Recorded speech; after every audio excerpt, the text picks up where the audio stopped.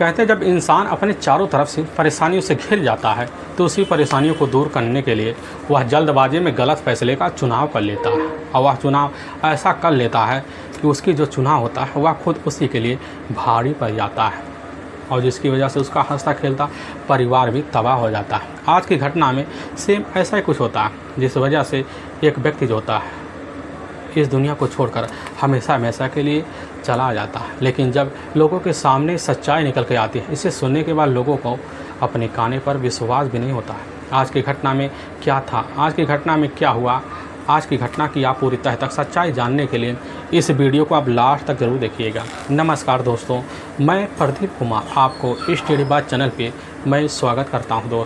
दोस्तों आज की यह जो सच्ची घटना है, यह घटना सुनाने से पहले मैं आपसे एक छोटा सा रिक्वेस्ट करना चाहता हूं, क्योंकि आप अगर हमारे चैनल पर नए आए हुए हैं और पहली बार आए हुए हैं तो एक बार जाकर आप अपने इन्हीं प्यारे हाथों से आप हमारे चैनल को सब्सक्राइब कर लीजिए, ताकि आपकी वजह से इस वीडियो को आज ज़्यादा से ज़्यादा लोगों तक पहुँचाया जा सके। क्योंकि आज का जो वीडियो है यह वीडियो काफ़ी इम्पोर्टेंट होने वाला है और आज की यह घटना है उत्तर प्रदेश और उसी का जाना माना ज़िला पड़ता है इलाहाबाद, जिसको आज लोग प्रयागराज के नाम से जानते हैं।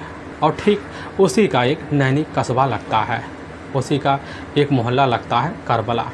वहीं के रहने वाले होते हैं मोहम्मद हुसैन, जिसकी उम्र होती है 24 साल के आसपास होता है।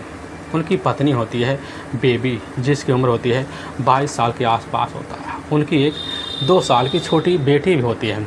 अब इधर जो होते हैं मोहम्मद हुसैन अपने जो छोटा परिवार होता है उनके साथ काफ़ी खुश होते हैं। उनकी ज़िंदगी काफ़ी खुशीमय होता है। मौके पर जाकर एक कंपनी में मोहम्मद हुसैन नौकरी भी करते हैं और सुबह निकलते तो शाम के टाइम घर वापस ज़रूर आ जाते हैं। आने के बाद अपने पूरे परिवार के साथ हंसी खुशी वक्त गुजारते हैं। तभी मैं बात कर रहा हूँ 14 नवंबर 2016 का शाम का टाइम होता है।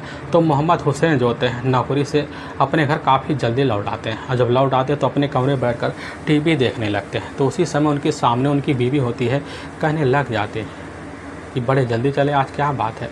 तो कह देते हैं कि आज हमें कुछ अर्जेंट काम था, इसीलिए हम काफ़ी जल्दी चले आए और बैठे हुए हैं, लेकिन अब वह काम तो नहीं है। तो बेबी कह देती है अगर काम नहीं है तो हमारा एक काम कर दो, हमारा अपना जो चार्जर है वह चार्जर तो काफ़ी दिनों से ख़राब पड़ा है। काफ़ी लोगों का हम चार्जर लेते हैं लेकिन मांगने में हमें अच्छा नहीं लगता है, अब इसीलिए आज हमारे साथ चलो और बाज़ार में खुद चलकर हम दोनों एक नया चार्जर लिया जाए। और यह बात जैसे इधर अब हुसैन सुनते हैं, सुनने के बाद अपनी पत्नी जो होता है बेबी की बात मान लेते हैं। मानने के बाद तुरंत ही कुछ वक्त बीतता है और इधर जो होता 2 साल बच्चे जो था उसको उसी समय अपनी माँ के पास हुसैन छोड़ देते हैं और अपनी पत्नी बीबी को साथ लेकर लगभग वहाँ से 200 मीटर दूर पहुँचते हैं। वहीं पर दुकान आ जाता है, वहीं पर खड़े होते हैं, खड़े होकर सामान लेना शुरू कर देते हैं। लेकिन कुछ ही मिनट बीतते हैं तो वहीं पर आकर एक मोटरसाइकिल चलाता हुआ व्यक्ति, हेलमेट लगाया हुआ व्यक्ति वहीं खड़ा हो जाता है और तुरंत ही कुछ जैसे मुकेश से बातें करना शुरू कर देता है।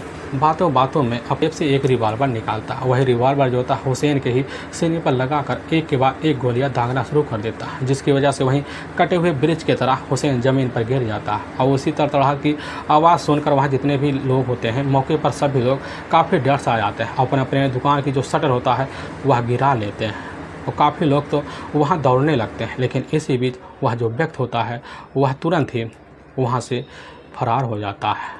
लेकिन इसकी सूचना वहीं कुछ दूर पर जो होता है हुसैन का जो अपना घर होता है, उसके जो अब्बू होते हैं, उसकी जो अपनी मम्मी होती है, उसकी जो बहनें होते हैं, सभी को खबर चल जाता है और सभी लोग वहाँ पहुँचते हैं। पहुँचने के बाद जैसे ही हुसैन की लहूलुहान अवस्था को देखते हैं तो वहीं दहाड़ी मार कर चीख चिल्ला पड़ते हैं। काफ़ी लोग इकट्ठा होते हैं, काफ़ी लोग तरह तरह की बातें कहते हैं। उसी में से एक व्यक्ति होता है अपने नज़दीकी पुलिस थाने नैनी में फ़ोन कर देता है। तो वहाँ के जो इंस्पेक्टर होते हैं तुरंत ही पहुँचते हैं। पहुँचने के बाद उस घटना पर देखते हैं कि गाँव ग्रामीणों का काफ़ी जमावड़ा लग चुका है और वह जमावड़ा जो होती है अपने आप हट जाती है।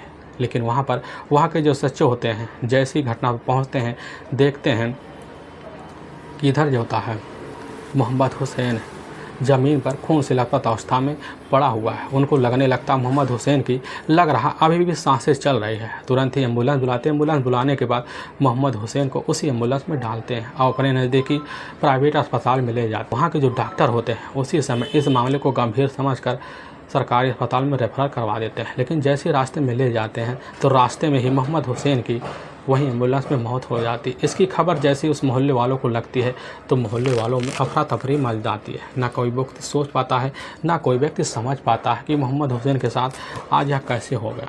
और पुलिस की जो टीम होती है उसी अस्पताल में जांच पड़ताल करने के बाद मोहम्मद हुसैन की बॉडी को पोस्टमार्टम के लिए भिजवा देती है। इधर पुलिस की टीम घटना पर दोबारा आती है और निरीक्षण करना शुरू कर देती है। वहाँ काफ़ी लोगों से पूछताछ करती है।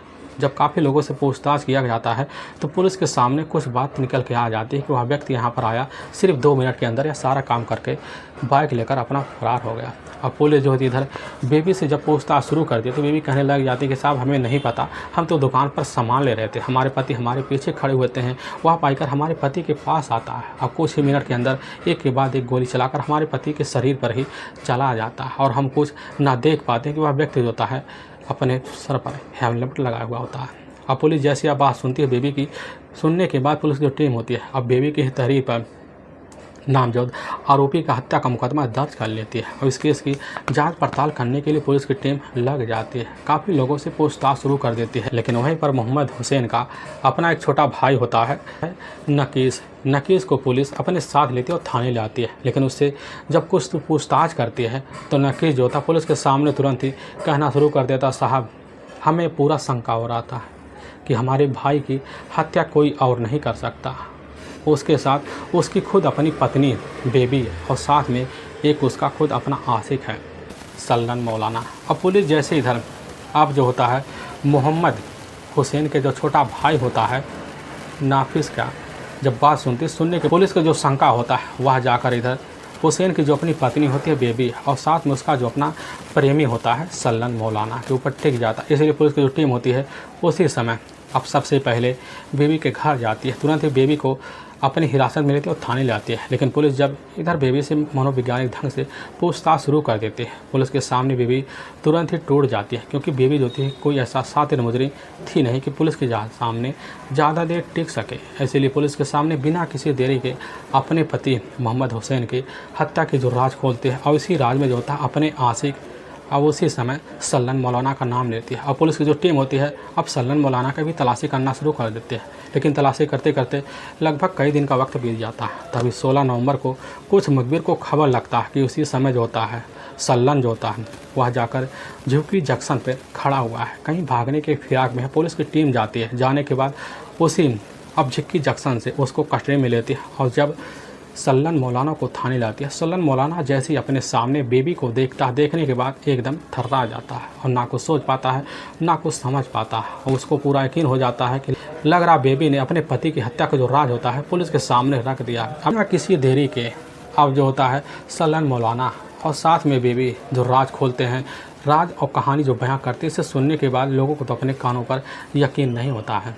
असल में मोहम्मद हुसैन और साथ में बेबी की जो शादी होती है ठीक 4 साल पहले हो जाती है। लेकिन जब शादी होती है इनका जो जीवन होता है काफ़ी खुशीमय होता है, क्योंकि बेबी जो होती है देखने में काफ़ी खूबसूरत भी होती है और चंचल भी होती है। लेकिन जैसे शादी के 1 साल बीतता है तो उसी बीच जो होता है इधर बेबी और साथ में मोहम्मद हुसैन की एक अपनी बेटी होती है।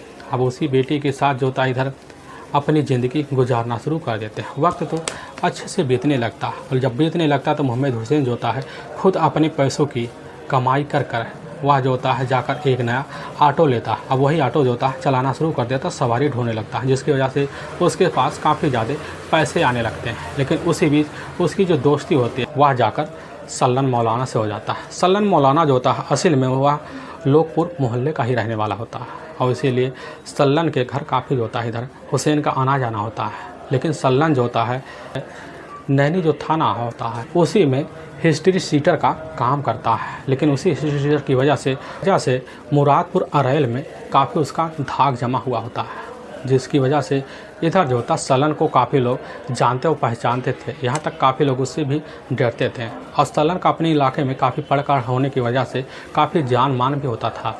लेकिन सल्लन की इधर जो दोस्ती होता है जैसे ही हुसैन से होता है तो हुसैन से होने के बाद काफ़ी हदभारी बन जाता है और दोनों जब शाम को जाते बैठ कर ठीक है पर एक साथ पैक लगाते हैं। पैक लगाने के बाद अपने अपने घर चले आते हैं।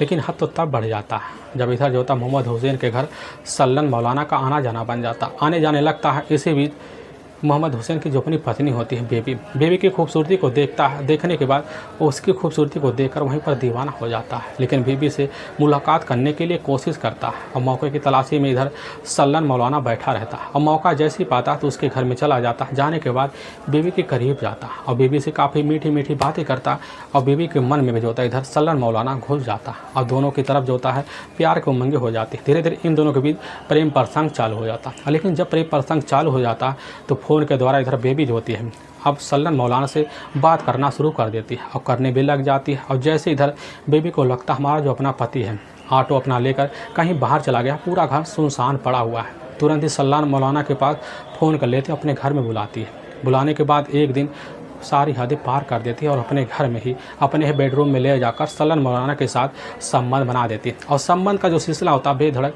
सल्लन मौलाना का अब इधर बेबी के साथ चलने लगता है और चलते चलते लगभग पूरा का पूरा 1 साल का वक्त बीत जाता है। लेकिन इसकी खबर ना अब हुसैन के घर परिवार को लगता है ना किसी को लगता है। लेकिन धीरे धीरे इसकी खबर जो होता है पूरे मोहल्ले में फैल जाती है कि आखिर में सल्लन मौलाना और साथ में बीवी के बीच क्या चल रहा है। और जब इसकी जानकारी आस पड़ोस के लोगों को लगता है तो इसकी सूचना कैसे न तैसे जाकर अब मोहम्मद हुसैन के कान में पहुंच जाता है। लेकिन मोहम्मद हुसैन जो था अपनी बीवी से इतना प्यार करता था वह किसी की बात पर विश्वास नहीं करता है। लेकिन जब मोहल्ले वाले इधर जो था काफ़ी ज़्यादा परेशान हो जाते हैं, सब लोग एक साथ खड़े हो जाते हैं। होने के बाद जाकर मोहम्मद हुसैन के कानों में एक साथ कहने लग जाते हैं कि आखिर तुम लगता है नामर्द हो, अपनी पत्नी के साथ कोई बर्ताव क्यों नहीं करते। तुम्हारी पत्नी हमारे मोहल्ले में पूरी तरह से नाक कटवा रखी है। लेकिन वह तब भी उन लोगों की बातों पर विश्वास नहीं करता। लेकिन उसके मन में शंका तो बैठ जाता है कि हमारा अपना जो दोस्त होता है सल्लन मौलाना हमारी पत्नी के साथ कुछ ना कुछ तो चक्कर चल रहा है। और इसलिए मोहम्मद हुसैन जो होता है अब ठान लेता है कि अपनी पत्नी से हम पूछ के रहेंगे। और अपनी पत्नी बेबी के पास जाता है। मोहम्मद हुसैन पूछने लग जाता है तो बेबी कह देती है कि तुम्हारे कानों में जिसने भी बात भरी है ना वह पूरी तरह से हमारा तुम्हारा दुश्मन है, बस हमारे परिवार को बर्बाद करना चाहता है, तुम उसकी बात मत सुनो।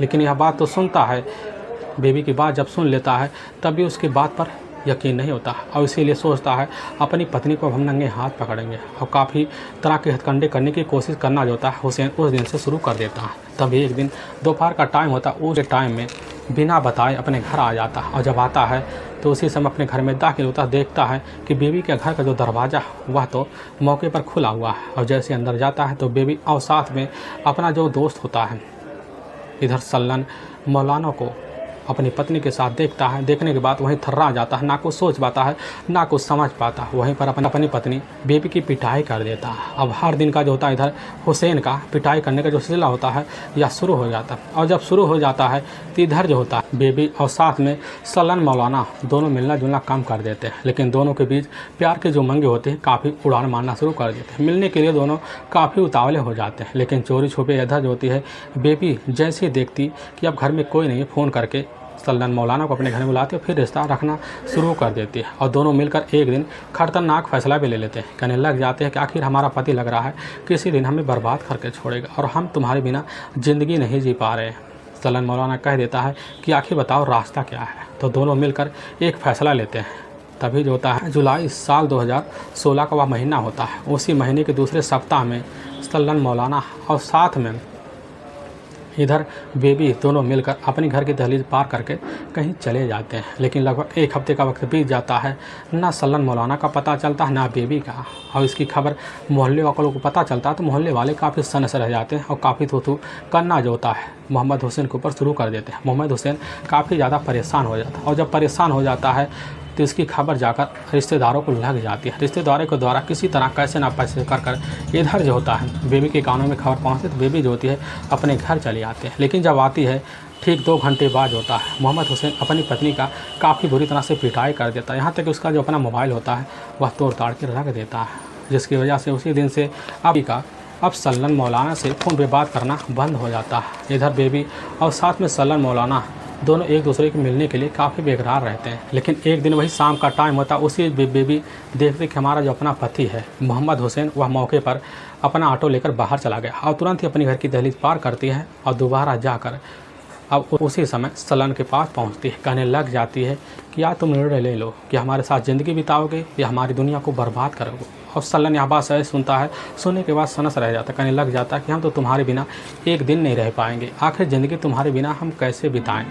तो उसी समय यह जो होती है बेबी कह देती है कि अगर नहीं रह सकते तो हमारे पति को हमारे रास्ते से हमेशा हमेशा के लिए हटा दो, हटाने के बाद हम तुम्हारे साथ आराम से शादी कर लेंगे और यहाँ तक हम जो प्रॉपर्टीज़ है तुम्हारे नाम आराम से हो जाएगा। यह बात सल्लन जैसे सुनता तुरंत ही बेबी की बात मान लेता और प्लान रचता। उसी प्लान के तहत काफ़ी दिन कोशिश करता है, लेकिन मोहम्मद हुसैन को अपने रास्ते से दोनों नहीं हटा पाते।